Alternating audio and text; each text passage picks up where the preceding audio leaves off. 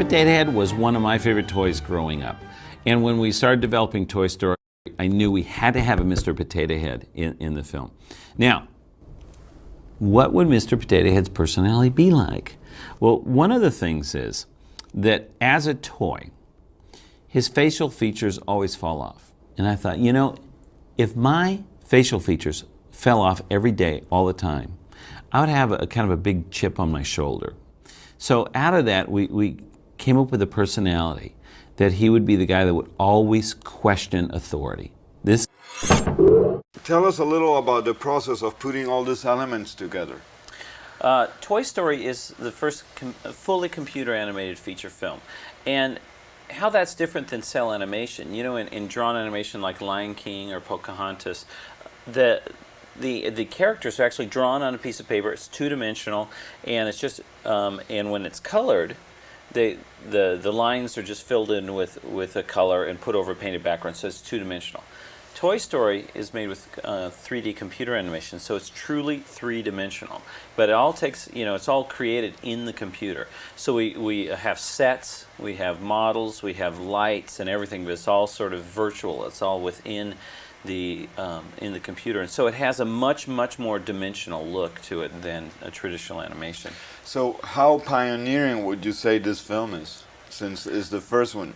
Well, it's you know, it being the first one, it's you know, it's revolutionary, and it's also you know, by the fact that no one else had made a film like this, we were really like kind of jumping into the deep end of a swimming pool to learn how to swim. We really we had made at Pixar, we had made a number of short films, 5-minute films, but now making a 77-minute film, we had to, you know, really working with Disney was great because they helped us develop the story, because they're very familiar with storytelling on a feature-length basis, and also the production process of doing a full feature. You have to understand, you know, in film runs at 24 frames a second, and this film is 77 minutes long.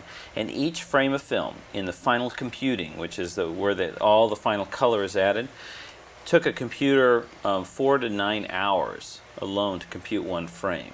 So when you multiply that by all the frames in the movie, it's a phenomenal amount of computer power and memory and time that it took to create that. What about all the characters are very emotional, very warm. Can you show us some of the characters you have there and tell us who they are? Well, this is Woody. He's the main character. He's played by, at least in the English version, by Tom Hanks. And the story is about a boy who has his favorite toy. This is an older toy that he's had for a long time.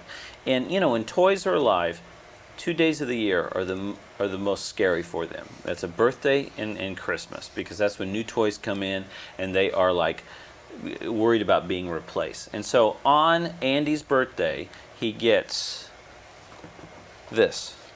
This is Buzz Lightyear. Now Buzz Lightyear is, you know, we've designed him to be more like a modern toy, so that's like old-fashioned, you know, modern. And he is like you know, we pulled from our own memory of our favorite toys as kids and put them all wrapped up into one. This is the coolest toy that a boy could ever want. I mean, it is pretty neat. Look at you. There's a laser light, and he talks. I am Buzz Lightyear. And watch this. Wings open up. He's pretty great. And the helmet opens. So the story is a classic buddy picture, where you get these two characters, and one of the things about buddy pictures, you try to make them as opposite as possible. So you have a cowboy and a spaceman, and they're pretty. You don't normally see spacemen and cowboys hanging out together, but in a weird way, they're similar. You know, that they are. You know, they both sort of pioneered a wild, you know, frontier, and his frontier was the Wild West, and his frontier is outer space. John, was it hard to get Tom Hanks interested in the project? Well, we were very lucky in the fact that Pixar, you know, who made the film, we were working with Disney, and they had the ability to call, you know, Tom Hanks and Tim Allen and Don Rickles and the big stars to be able to work with us.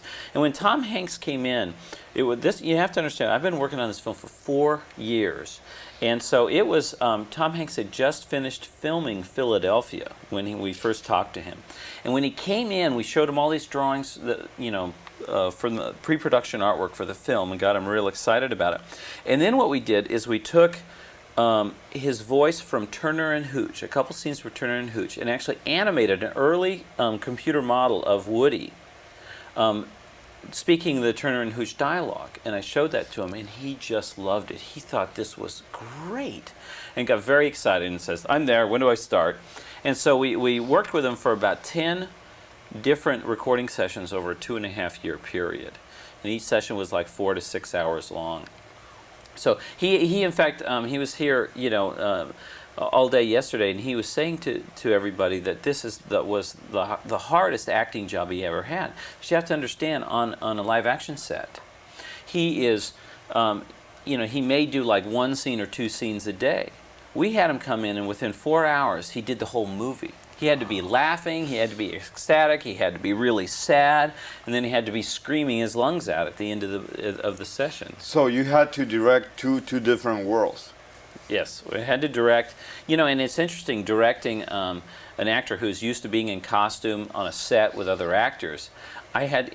When he was working for Toy Story, the voice is always done before the animation, so there was nothing to show him.